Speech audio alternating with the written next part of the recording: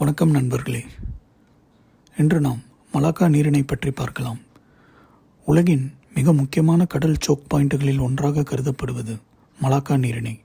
இந்த குறுகிய கடல் பாதை இந்திய பெருங்கடலை தெற்கு சீன கடலுடன் இணைக்கிறது. உலக கடல் வர்த்தகத்தின் ஒரு பெரிய பகுதி மலாக்கா நீரிணை வழியாகத்தான் செல்கிறது. அதனால்தான் மலாக்கா நீரிணை உலக அரசியல் மற்றும் பொருளாதாரத்தில் மிக முக்கியமான இடமாக பார்க்கப்படுகிறது. மலாக்கா நீரிணை எங்கே உள்ளது?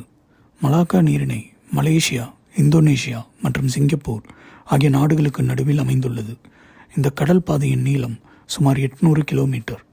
சில இடங்களில் இந்த நீரிணையின் அகலம் 2.7 கிலோமீட்டர் மட்டுமே இருக்கும்.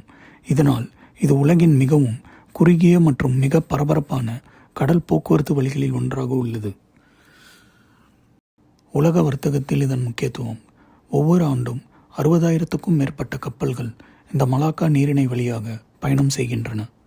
மத்திய கிழக்கிலிருந்து வரும் எண்ணெய் மற்றும் எரிவாயு ஆசிய நாடுகளுக்கு செல்லும் முக்கிய கடல் பாதை இதுவாகும்.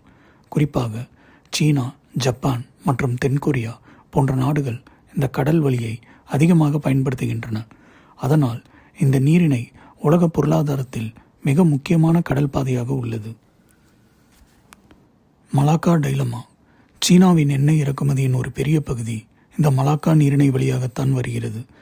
இந்த பாதை ஏதேனும் காரணத்தால் தடைப்பட்டால் சீனாவின் பொருளாதாரத்திற்கு பெரிய பாதிப்பு ஏற்படும்.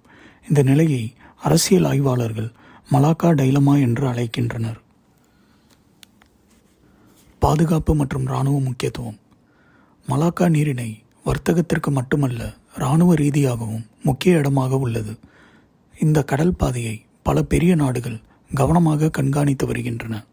ஏனெனில் இந்த பாதை தடைப்பட்டால் உலக வர்த்தகத்திற்கே பெரிய பாதிப்பு ஏற்படும். இதனால் தான் மலாக்கா நீரிணை உலகின் மிக முக்கியமான கடல் சோக் பாயிண்டுகளில் ஒன்றாக கருதப்படுகிறது.